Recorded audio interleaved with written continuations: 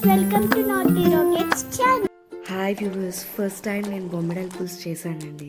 First time అయినా curry taste చాలా బాగా వచ్చిందండి.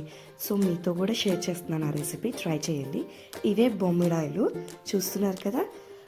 ఫస్ట్ వచ్చేసి బొమ్మిడాయ చేపల్ని పుల్లటి మజ్జిగలో 10 minutes నానబెడుతున్నాను. తర్వాత చిన్న నిమ్మకాయ సైజ్ అంత చింతపండు నానబెడుతున్నాను.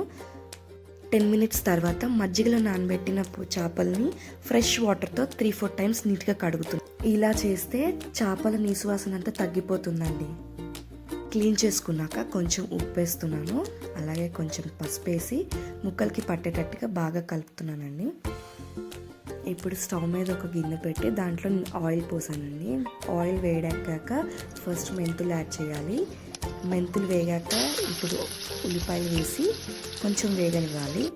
కొంచెం వేగాయి అనిపించాక అల్లం వెల్లుల్లి పేస్ట్ యాడ్ చేయాలి. పచ్చివాసన పోయేంత వరకు వేయించాక దాంట్లోకి కరివేపాకు యాడ్ చేసుకోవాలి.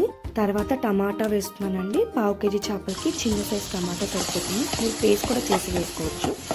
టమాటా బాగా వేగాక రుచికి సరిపడంత ఉప్పు, 2 tablespoons కారాన్ని వేసి బాగా కలుపుకోవాలి. ఇలా బాగా కలుపుకున్న తర్వాత దాంట్లో వేయించిన జీలకర్ర పౌడర్ 1/2 tablespoon, ధనియాల పౌడర్ 1 tablespoon వేసి మళ్ళీ కలుపుతున్నామండి. దాంట్లోకి చింతపండు పులుసు యాడ్ చేసుకోవాలి. పోసాక కొంచెం కలిపేసి మూత పెట్టేశాను.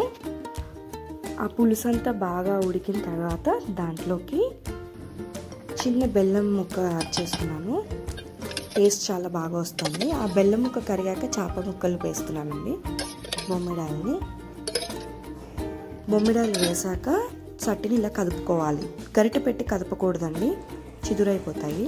ఇప్పుడు మసాలా పౌడర్ యాడ్ చేసి మళ్ళీ ఒకసారి ఇలా కదుపుకోవాలండి ముక్కలకి పట్టేటట్టుగా.